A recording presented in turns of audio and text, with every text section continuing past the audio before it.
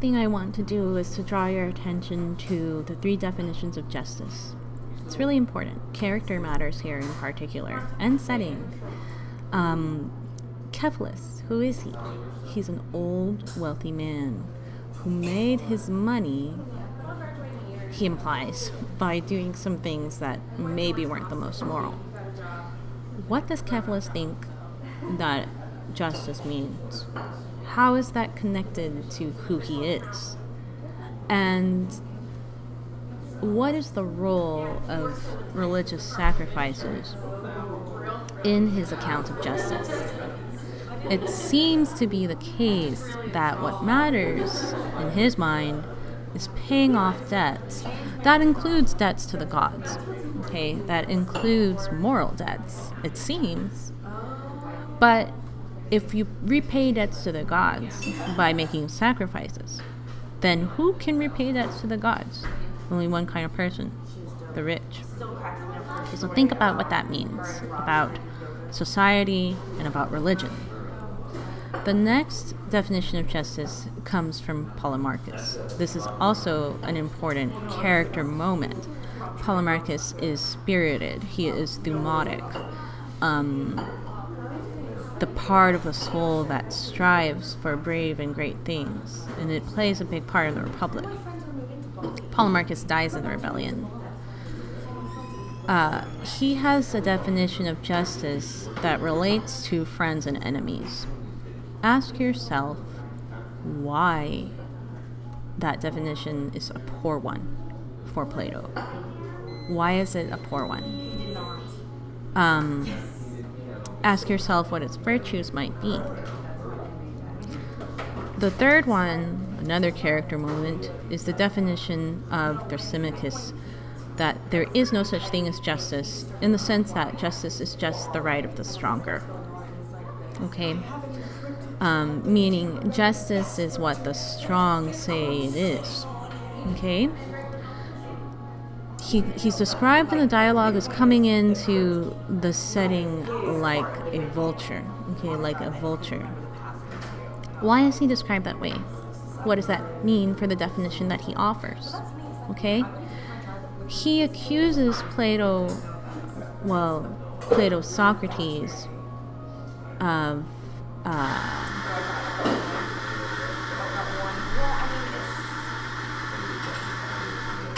of sophistry. What does that mean? It means that you make arguments to meet a preconceived end, like a defense attorney might, like a public representation person might, like an advertiser might. And the interest there would be less in what is true than on the cynical reading, and more on making arguments that persuade people to do what you want. Okay, so Socrates is accused by the Athenians and killed by the Athenians because of the idea that he's a sophist. Okay, Thrasymachus is actually a sophist by trade. That's what he does. And so think about what it means to be a sophist, what the threat of sophistry is to philosophy, and the definition of justice that Thrasymachus offers.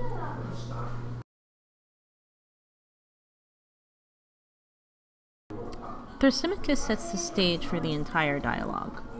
Okay? He is the one who brings the question of the dialogue to bear, because he provokes Glaucon and Adeimantus to say to Socrates, please let justice be true. Please let it not be the will of the stronger. We don't want it to be the will of the stronger. We want to believe in the noble and the good, okay? We've probably all had experiences like this. We would rather believe that there's something noble and good than to just think that nothing is there. And so Glaucon and Adeimantus, in their youth, come to Socrates and say, show us there is. And in this part of the dialogue, 3 levels of the good are kind of teased out. Okay, the first level of the good is the pleasurable, what we enjoy doing for its own sake. I like shopping. It's not always good to do that. In fact, I often buy things I don't need, okay, but shopping is pleasurable. The next is what is useful. So going to the dentist, exercising, that's useful. It's not pleasant for me. Okay, the highest level of the good is that which is pleasurable and useful. Okay? And Glaucon and Anaximander want Socrates to prove not just that justice is useful. They want to know that because Thrasymachus says it's not. They want to know that it's pleasurable too. That's the highest form of the good. So, what are the thought experiments they engage in? The Ring of Gyges, and the most unjust man, and the most just man. Okay, the Ring of Gyges is an invisibility ring. And the thought experiment of the most just and the least just man is that the most just man has the reputation for the greatest injustice and suffers and dies. He's crucified in this translation.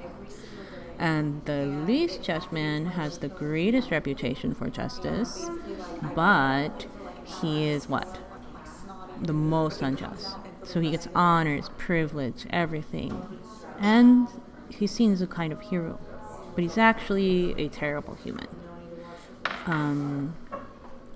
You could think about Jimmy Savile in the UK, right? He got a knighthood for all his great works of charity. It turns out he was raping children. Okay, that kind of thing. So what this should make you think about is, what is the relationship between being good and appearing good? And if those things can be separated, why can they be separated? Well, it seems they can be separated because people either may not really understand what is good when they judge who is good and who is not, or people may not have all the information that they need to make the judgment. Whenever you're reading the dialogue, you need to ask yourself, why is a certain thought experiment, a certain question being posed at this moment, being explained at this moment? What purpose does it serve? Some of your professors that you may have had in the past, and some scholars read their Republic literally, meaning that they think literally Plato wants philosopher kings. Literally, Plato wants the guardians to not own any property. And I think it's better, and I think Socrates actually says it's better, to read this as an allegory. And then you have to ask yourself, what is the significance of what he says then? If it's not literal, why is he saying these things? What lesson about politics is there in this for us?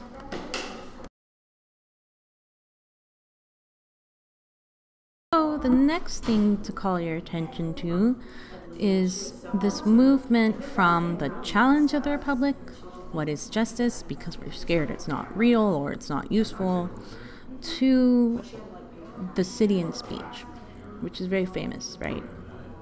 And the moment between these two moves is important because Socrates engages in what seems to be a throwaway line. And this happens a lot in his dialogues. You're like, why is he saying this? I don't get this. Okay, well, he starts talking about the function of things, and you're like, this is weird. At least I am when I read that dialogue, but it's very important. What is the function of a knife? This is a classic example. What is the function of a knife? Cutting. Knives are for cutting food. So, how is something a good knife? It's good when it's sharp. Okay? So, when I was married at first, we had some cheap knives. So we were poor, young married people. And now we're not super rich. But as time has gone on, we have more money. We have better knives. My experience in the kitchen is much better because I have really sharp knives. That's good, right? Because I have knives that fulfill their function. I have what Plato would say are virtuous knives. And pay attention to two functions in particular. What is the function of the soul? Okay, he says the function of the soul is to manage, rule, and deliberate. Manage, rule, and deliberate. Think about it this way. In your life, you have to make choices, decisions about what kind of person you want to be, how you want to help your family, what trade-offs you're willing to make, what your goals are. And these become quite particularized, right? Like, let's say you get offered a new job. Then you ask yourself, what's the cost of these jobs? What are the financial benefits? How secure is it? Does it move me further toward the kind of person I want to be? Does it move me further away from the kind of person I want me to be? How will it impact people that I care about? That is judging, ruling, and deliberating. That is the function of the soul. Okay? The function of the soul turns out to be the function of the city as well. Judging, ruling, deliberating. That's what a city is supposed to do, and do well. That's pretty important. It's pretty weighty. You should think about it, right? Well, I don't think we really think about politics that way anymore, because we don't really think of ourselves as being united enough to judge and deliberate and rule together. But the city and the soul have the same function, which means that they have the same excellence. Okay, and you need to kind of sit with that for the whole dialogue. The next thing that I want to point out is the transition from the city of pigs to the feverish city. Okay, so he's going to launch the city in speech, Socrates says. He gives the function parallel, and he also talks about how you have to magnify things. You have to magnify the small into the larger, and the city does that for the soul. So what is the city of pigs like? What are Glaucon and Adeimantus's sort of objections to it? They're very significant, because that is what catapults us from a simpler society to a more complex one. What's missing from the city of pigs? War, okay, but also great human deeds, luxuries, art, philosophy, music. All of that's in a feverish city. And Glaucon and Adeimantus seem to think that's better for human life. It's more of what it means to be human, right? That's why the city of pigs is called the city of pigs. But the feverish city is sick. You only have a fever when you're sick. It's disordered. Why? Why is it disordered? It seems to be a problem of desire, of excess. And it manifests itself as war. War that they have to undertake to get more resources to feed their desires. Okay, so when you're reading, compare the city of pigs to the feverish city. Sort of ask yourself, what is Plato trying to say here?